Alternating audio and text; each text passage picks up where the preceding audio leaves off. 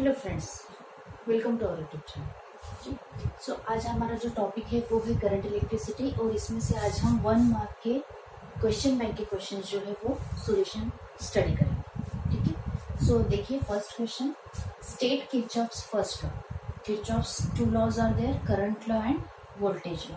सो जो first law होता है वो हमेशा करंट लॉ होता है, हमें वही लिखना चाहिए और इसे ही जंक्शन लॉ भी बोलते हैं। So Kirchhoff's first law, Kirchhoff's current law और किरचॉफ्स जंक्शन लॉ, ये तीनों भी अगर आते हैं तो आपको एक ही आंसर लिखना पड़ेगा जो इस तरह से होगा। क्या होता है करंट का लॉ कि when there is a junction and all the currents are coming together, then at the junction the algebraic sum of all the currents are 0। Okay, algebraic sum means what, यहाँ पे जो आने वाला current होगा वो positive होता है और जो जाने वाला करंट होता है वो नेगेटिव होता है। So here the algebraic some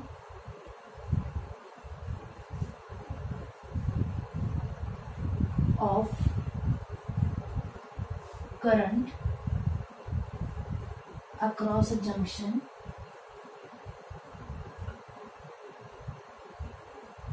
is always 0.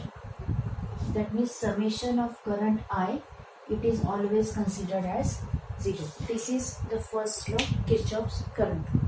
Okay, 1 mark के लिए सिर्फ इसलिए नहीं लिखना है, अगर 2 मार्क्स के लिए आता है तो उसके साथ साइन कन्वेंशन फिर से डिस्कस करेंगे। Second, state Kirchhoff second law. Second law means it is also called as voltage law और लूप लॉ। ओके, सो ये भी इसी तरह से आता है कि the algebraic sum of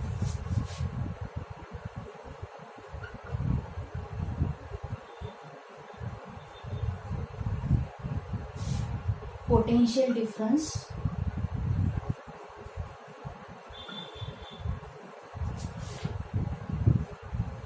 across all the components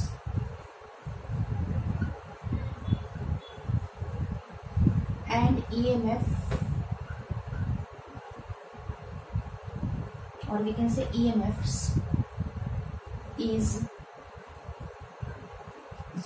algebraic sum of potential differences and EMFs is 0। इसका मीनिंग हो जाएगा कि summation of I into R potential difference plus सभी जितने भी EMF होंगे उन सभी का addition, summation of E, the total algebraic sum is always as 0।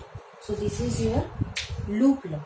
Okay, so across the loop only, so यहाँ पे हम यहाँ पे ये भी मेंशन कर सकते हैं कि the algebraic sum of potential difference across all the components and EMFs in a loop is 0। ये ज्यादा पर्टिकुलर हो जाएगा, सो यही लिखेंगे तो आपको ज्यादा परफेक्शन मिलेगा।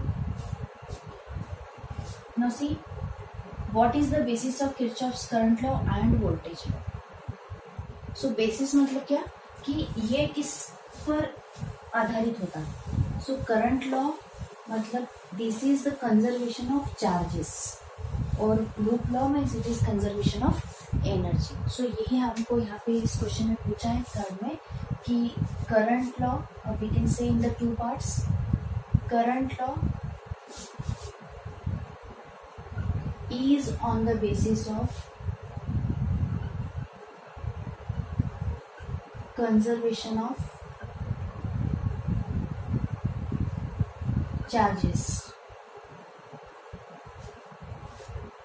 और लूप लॉ और voltage law is on the basis of conservation of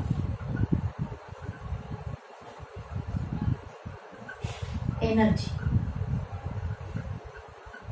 okay, so ये आपको हाफ मार्क्स के लिए दोनों को बेसिस लिखना इम्पोर्टेंट है।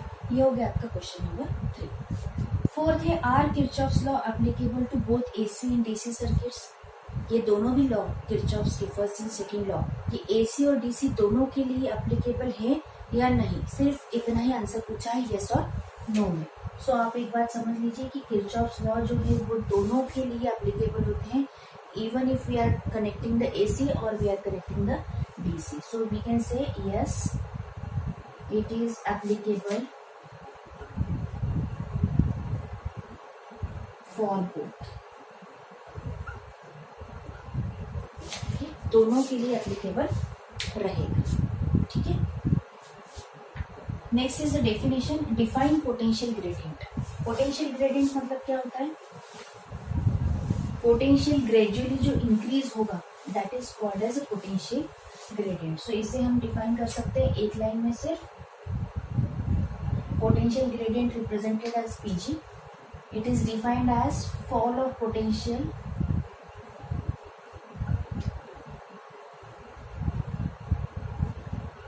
per unit length is called as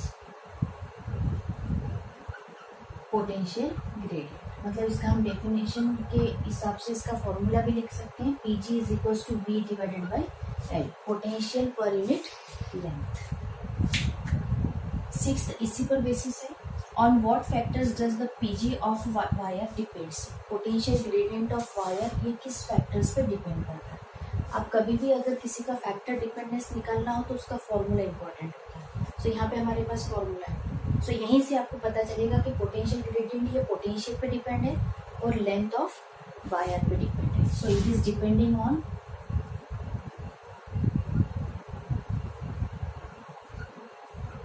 number 1 potential and number B length of wire, length of wire. So इसी से आपका नेक्स्ट 6 क्वेश्चन भी यहाँ पे कवर होता है।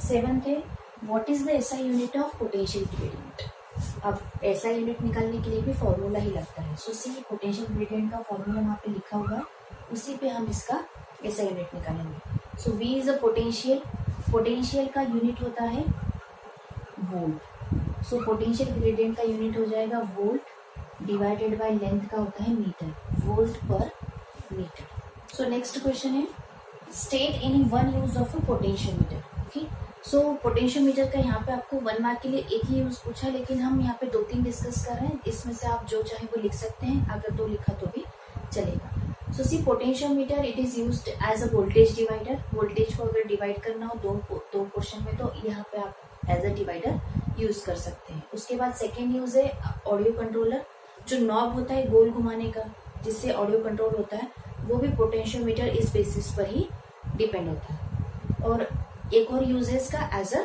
सेंसर। सो इसमें से आप कोई भी एक एज अ यूज लिख सकते हैं, ठीक है। See next 9th number question, it is a problem. Voltmeter has resistance of 100 ohm. Okay, so voltmeter का रेजिस्टेंस यहाँ पे गिवन है, मतलब एक कंपोनेंट का रेजिस्टेंस है। सो यहाँ पे हमें ये जो वैल्यू है वो है आर की value, R it is 100 ohm. Component का रेजिस्टेंस हमेशा कैपिटल आर से लेना है। What will be its reading when it is connected across a cell of EMF 6 volt।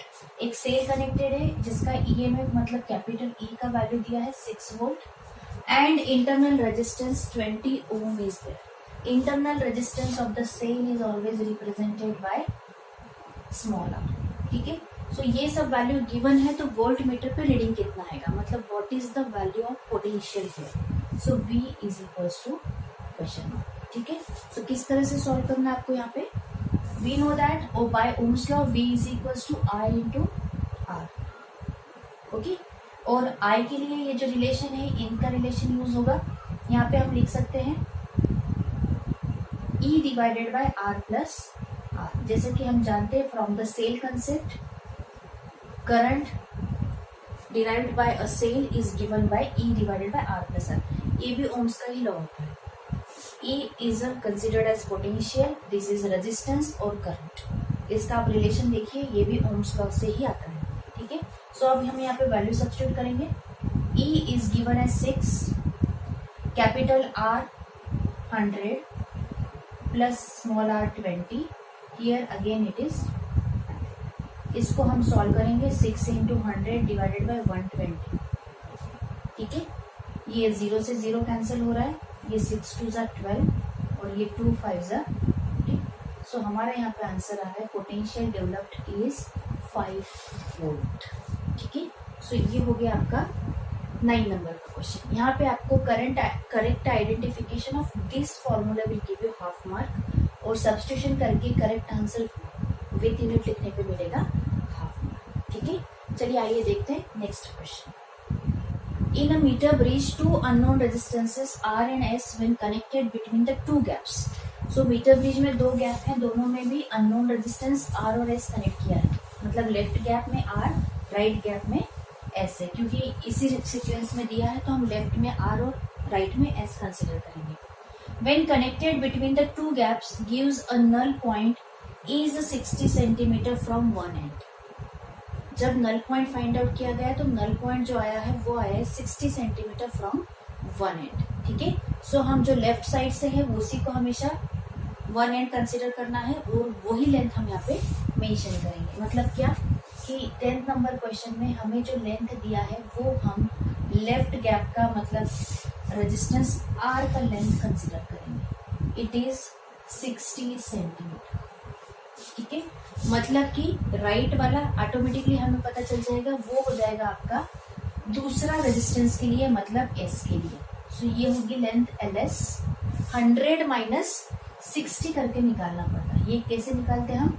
Metre bridge का लेंथ 100 सेंटीमीटर, लेफ्ट हैंड से 60 होगा तो ऑटोमेटिकली राइट हैंड से 40 आएगा। ठीक है, सो ये हो जाएगा 40 सेंटीमीटर। अब मीटर ब्रिज का कंडीशन हम यहाँ पे अप्लाई करेंगे, left resistance divided by right resistance, क्योंकि यही रेशियो हमें पूछा है, what is the ratio of R and S, R divided by S. So simple हमें रिलेशन यूज करना है, left resistance divided by right resistance is equals to left balancing length divided by right balancing length. जो question में given है उसके अनुसार हमने यहाँ पे अप्लाई किया है मीटर ब्रिज का principle. So are divided by S की वैल्यू निकालनी है, सो हम डायरेक्टली यहाँ पे जो है रेशियो है 60 डिवाइडेड बाय 40 रख सकते हैं। दोनों भी सेंटीमीटर में है, so no need to change. Cancellation करेंगे और हमारा यहाँ पे आंसर आ जाएगा R divided by S is equals to 3 divided by 2। ये हो गया आपका आंसर। ओके, सो ये जो 10 क्वेश्चन है ये करंट इलेक्ट्रिसिटी चैप्टर में 1 मार्क्स के लिए दिए गए हैं। So hope you understand all this, और आपको ये अपने सभी फ्रेंड्स के साथ शेयर करना है।